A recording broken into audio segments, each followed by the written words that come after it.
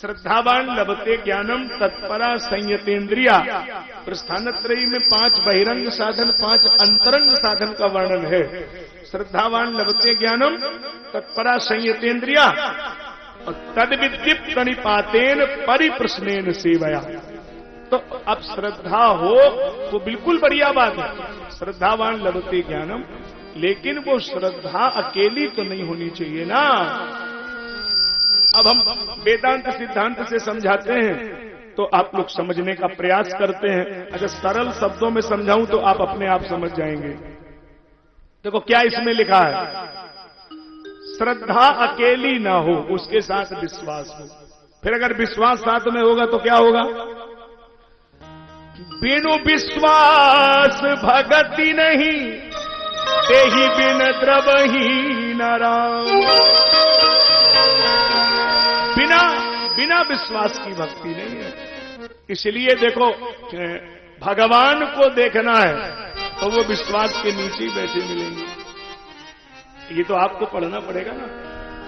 वृक्ष खड़े हुए हैं चित्रकूट में चारों तरफ, कौन कौन से, पाकर जंब रसाल तमाला, इनका वर्णन है।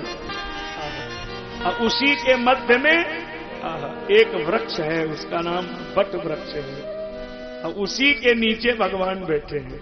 तो इसका मतलब भगवान जहां है वहां विश्वास का बरगद पेड़ होना चाहिए। अगर विश्वास ही नहीं है तो चाहे मंदिर में जाओ चाहे द्वारकापुरी जाओ, फिर तो कोई मतलब नहीं हुआ। अगर विश्वास है तो फिर वो अपनी आवास विकास वाली काली मैया वही अच्छी है। विश्वास है तो अपने महाराज देवकली वाले शंकर जी ठीक है, और विश्वास ही नहीं है तो उज्जैन वाले भी बेकार हो गए। तो आपका विश्वास तो हो। अब कई लोग अकेली श्रद्धा लिए हैं, विश्वास नहीं है। कई लोग हमने देखा अकेली श्रद्धा लेके जाएंगे, विश्वास नहीं। अरे बोले वो सब लोग जा रहे थे तो हम भी चले गए, वैसे हमें कोई विश्वास नहीं है भगवान। तो क्या मतलब हुआ भाई? अरे जब आप उस पर विश्वास ही नहीं करते हैं तो बात ठीक नहीं है। इसलिए ये समझने वाला दृष्टांत है। दूसरा, तीसरा अर्थ का दृष्टांत है। अर्थातुराणाम न गुरुर न बंधु, कामातुराणाम न भयम न लज्जा। जो अर्थ का आतुर व्यक्ति होता है, जिसके जीवन में अर्थ की प्रधानता होती है, वो संबंधवादी नहीं होता है। अर्थवाद में संबंधवाद खत्म हो जाएगा। जिन्हें संबंध चलाना है वो अर्थवादी नहीं होंगे, और जिन्हें अर्थ पकड़ना है वो संबंधवादी नहीं होंगे। अब ये तो आप समझे गए होंगे, सीधी बात कह रहा हूं भाई। जो आदमी बहुत पैसे को पकड़ेगा उसके संबंध कम लोगों से होंगे, और जो संबंध रखेगा वो पैसा कम पकड़ेगा। कई लोग ऐसे होंगे, उनको मालूम है 100 रुपया अगर उनके रह जाएं तो फोन करके कह देते हैं कि देखो पैसा दो, हम रिश्तेदारी रुपया हम रखवाए लें, समझ लो रिश्तेदारी हो खत्म हो। 100 रुपया में संबंध बिगाड़ देंगे, और जो संबंध को बरीता देंगे तो लाखों रुपए का नुकसान हो तो वो सूचना भेजेंगे कि भैया अब जब होए तो ठीक है, नहीं लेकिन बातचीत होती रहे, चलो जो बात है। तो संबंधवाद तो वहां अर्थ नहीं है, अर्थवाद अलग विषय है, संबंधवाद अलग है। अब ये दृष्टांत अर्थ को समझाएगा। प्रियव्रतौ उत्तान पादौ शतरूपा पते सुतौ वासुदेवस्य कलयाम रक्षायाम जगत स्थितौ जाये उत्तान पादस्य सुनीति सुरुचिस्तयो सुरुचि प्रेयसी पत्नी नेतराम यत्सुतो ध्रुवा। उत्तान पाद जी महाराज इन्हीं मनु जी के बेटे हैं, और उत्तान पाद जी के 2 पत्नियां हैं, एक का नाम है सुनीति, एक का नाम है सुरुचि। और सुनीति के बेटे का नाम है ध्रुव, और सुरुचि के बेटे का नाम है उत्तम। उत्तान पाद मतलब समझ गए ना, उत्तौ आनौ पादौ जस, पैर ऊपर हो सिर नीचे हो, बहुब्री समास है, पैर ऊपर हो सिर नीचे हो। उल्टा लटका जीव उत्तान पाद है, और माँ के गर्भ में जब हम लोग आते हैं ना तो पैर ऊपर ही होता है, सिर नीचे ही होता है। तो ये जीव उत्तान ही पाद तो है। और 2 पत्नियां मिल गई, एक सुनीति एक सुरुचि। सुनीति का मतलब सुशोभना नीतिर जस, जिसकी नीति सुंदर है उसका नाम सुनीति, और सुरुचि का मतलब रुचि रुचि। तो एक वो लोग हैं जो अपनी मनमर्जी से चलना चाहते हैं और एक वो हैं जो नीति सम्मत चलना चाहते हैं कि नहीं नीति से, जो नीति कहे वो ठीक है। तो सुरुचि की बात मान लेना ये ठीक नहीं है, सुनीति की बात मान लेना ये ठीक है। सुनीति का परिणाम ध्रुव, सुस्थिरम अटलम विनाश रहितम ये शैव सा ध्रुवा।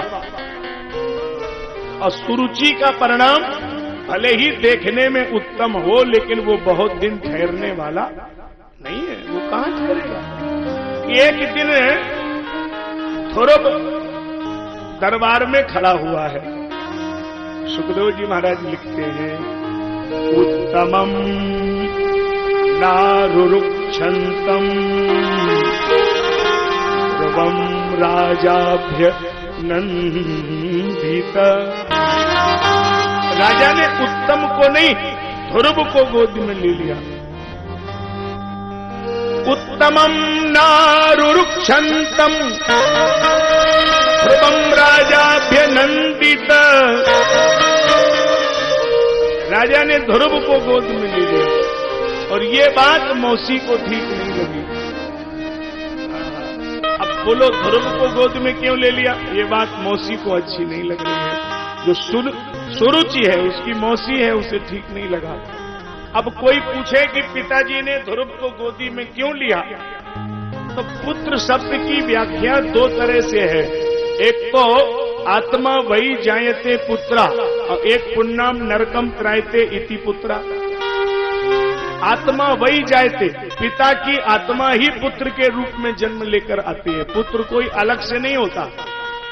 अगर कोई पूछने लगे कोई पुत्र अपने पिता से कि आप हमें कितना चाहते हो, तो उसका सीधा उत्तर है आत्मा वही जायते पुत्रा।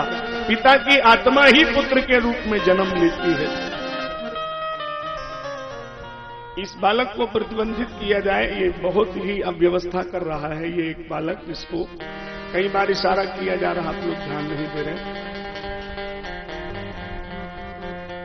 पिता की आत्मा ही पुत्र के रूप में जन्म लेती है, ये उसकी व्याख्या है। तो पिता वो पुत्र जो है वो आत्मा की तरह उसका प्रेम है। आत्मा वही जायते पुत्रा और पुण्यम नरकम त्रायते इति पुत्रा। दोनों तरह से मैंने आपको रख दिया। तो पिता शब्द जो है उसमें प्री पालने धातु का प्रयोग है और माता में ममीते इति माता। जो ममता देती है वो माँ और जो पालन करता है वो पिता। तो पिता पालन करता है, पिता का एक अलग ही जीवन है ना पिता।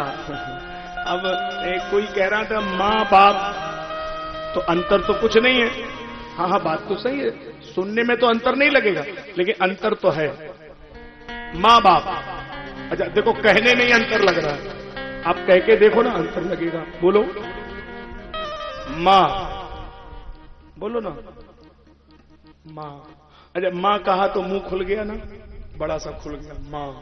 अच्छा बाप कह के देखो, बाप कहते ही बंद हो गया। बिल्कुल सीधा अर्थ। माँ वह है जिसके सामने बालक का मुंह खुल जाए, मुखर होके अपने मन की बात कह दे, उसका नाम माँ। और बाप वो जिसको देखते ही मुंह बंद हो जाए। अब यहाँ शायद ही कोई होंगे दो चार लोग जो पिताजी से कुछ कहते होंगे, नहीं तो जितने बैठे हैं माता जी से कहते हैं। और माता जी से कहेंगे और माता जी बोलेंगे वो कह दो ना, सामने ही तो करो, हम ना कहें तुम कह दो, सामने नहीं बोले। तो पिता वह जो जहां पर बालक का मुंह बंद हो जाता है, प्री पालने धातु का प्रयोग है। और माता में ममीते इति माँ, वो ममता देती है। इसलिए माँ का तो संबंध ही बहुत बड़ा है। अभी अभी हम लोगों ने देखा ना, हर एक घर में और मंदिर में यही गाया जा रहा था।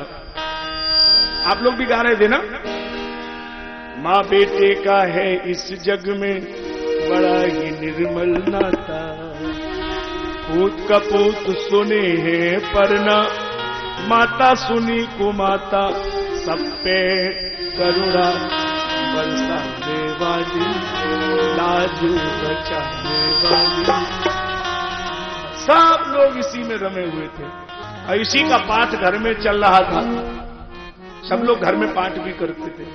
कुपुत्रो जायेति क्वचिदपि कुमाता न भवती। वो तो मां कुमाता हो ही नहीं सकती। अब इस पर मैं इसको थोड़ा सा विषय को अगर इधर से उधर कर दूं तो और एक नया अर्थ समझ में आपको आ जाएगा।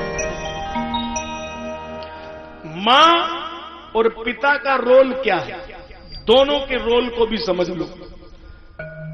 पिता का रोल जीवन में ज्ञान की तरह है और माता का रोल भक्ति की तरह है। भक्ति में स्वतंत्रता है, भक्ति में सरलता है और ज्ञान में कठिनाई है। ज्ञान के पंथ कृपाण के धारा। तो पिता ज्ञान की तरह से जीवन में आता है और मां भक्ति की तरह आती है। थोड़ा आपको ऐसा नहीं लग रहा मैंने थोड़ा कठिन कर दिया, लेकिन सरल भी कर दूंगा। देखो सरल भी करता हूं। अब हम लोग तो इतना सरल करके चलते हैं। अब आप सोचो, जिन लोगों ने यहां जो लोग बैठे हैं उन लोगों ने देखा है, जब गुरुजी की बात सुनते थे वो लोग, तो वो तो बात इतनी कठिन में होती थी।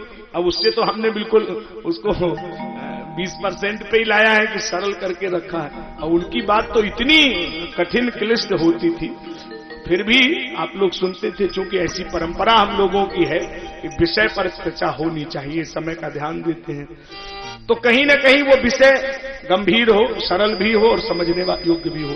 तो पिता को हमने ज्ञान में रख दिया, माता को भक्ति में रख दिया। अब देखो दोनों का रोल देखना।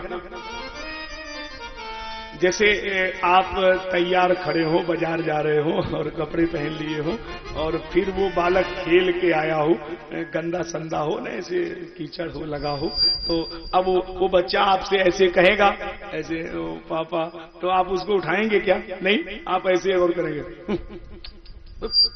अरे ले जाओ कपड़ा खराब कर दे, हमें सिकंदरा जा रहे, और तुरंत आप उसको डांट के भगा देंगे। अच्छा मम्मी क्या करेगी? मम्मी ले जाएगी उसको बाथरूम में और फिर मुंह धोएगी, नहलाएगी, फिर उसको पाउडर डालेगी, तब लाएगी, तब तो आप गोदी में लेंगे। लेकिन गंदे बच्चे को गोदी में नहीं उठाते। अरे यहीं पर मां का रोल कितना बड़ा है। कितना भी गंदा संदा बच्चा दरवाजे पे खेल रहा हो और मैया बलुआ से आई हो और 5,000 रुपए की साड़ी पहने हो, तो कितना गंदा बच्चा हो, खाली वो हाथ कर दे तुरंत उसको गोद में उठा लेती है। तो पहले माता गोद में उठाती है, फिर नहलाती धुलाती है, फिर पिता उसको स्वीकार करता है। बस आप समझ गए, यही भक्ति और ज्ञान का संबंध है।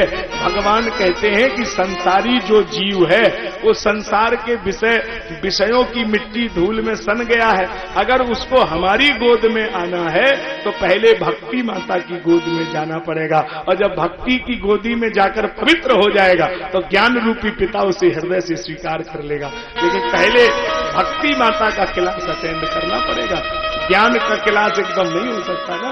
तो पहले हम लोग भक्त बने, मंदिर जाना सीखें, पहले तिलक लगाना सीखें, फिर ABCD पढ़ें। अब एकदम वेदांत की बात करें वो गलत हो जाएगा। पहले राम राम तो सीखें। अब कई लोगों ने राम राम तो सीखा नहीं, अब वो सीधी डायरेक्ट निर्गुण निराकार से शुरुआत करते हैं, तो कैसे होगा? पहले क्लास से करिए ना, भक्ति से ही स्वीकार, इसका सरोकार है। तो बालक को माता सुरुचि ने पटक दिया और निकाल दिया, जा तू भगवान की आराधना कर, फिर मर जा और मर करके हमारे उदर से जन्म ले, तो ही तू इस गोद में बैठ सकता है। अस कही बाह पकड़ ध्रुव केरी, अस कही बाह पकड़ ध्रुव केरी, मंदिर बाहर दीन मंदिर बाहर दीन करे,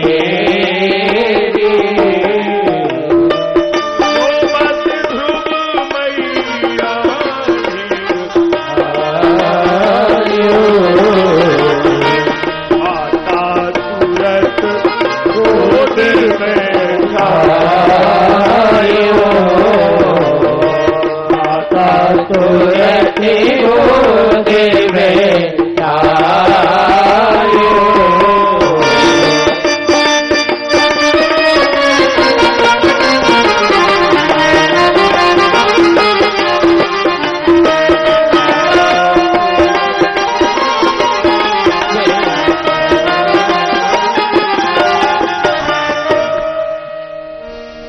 बस कही बाह बगर ध्रुव केरी, मंदिर बाहर दीन खदेरी। मंदिर के बाहर खदेड़ दिया, ध्रुव आ गया।